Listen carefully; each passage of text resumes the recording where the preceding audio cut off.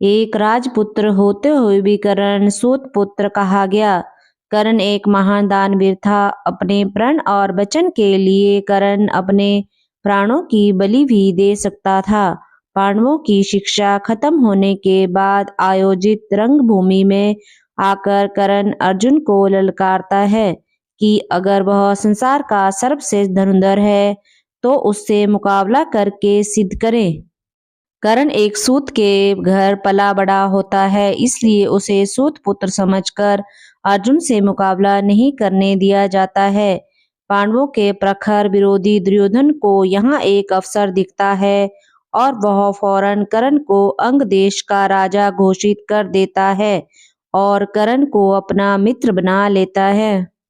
दुर्योधन के इस कृत्य से कर्ण के दुखते घावों पर मरहम लग जाता है, लेकिन समय सीमा खत्म होने के कारण रंगभूमि में कर्ण अर्जुन का मुकाबला टल जाता है। पांडवों और कौरवों के अंतिम निर्णायक युद्ध के पहले भगवान कृष्ण कर्ण को यह भेद बताते हैं कि तुम एक पांडव हो और कुंती के ज्येष्ठ पुत्र हो। इस रहस्य को जानकर भी कर्ण अपने मित्र दुर्योधन से घात करके अपने भाइयों की ओर नहीं जाता है।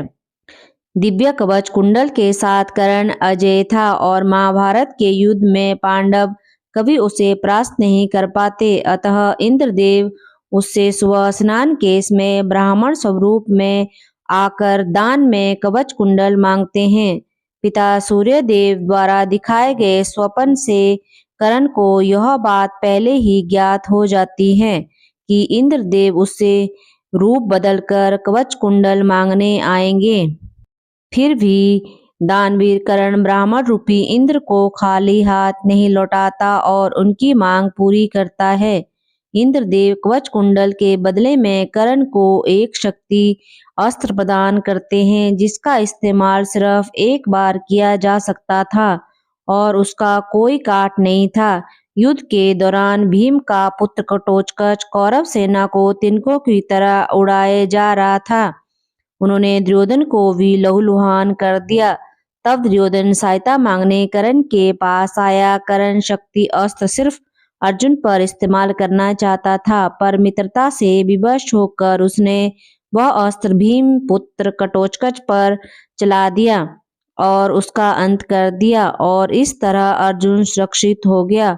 अपने साथ दो दो शापों का बोझ लेकर चल रहे कर्ण को यह बात पता थी कि जहाँ धर्म है वहीं कृष्ण होते हैं और जहाँ कृष्ण है वहीं विजय भी होती है। फिर भी उसने ना दुर्योधन के एहसान भूलकर उससे घात किया और ना ही अपनी दानवीरता से कभी पीछे हटा। हो सके तो किसी के ऋणी मत बनो, और एक बार अगर किसी के ऋणी बन ही जाओ तो ऋण चुकाने में आनाकानी मत करो।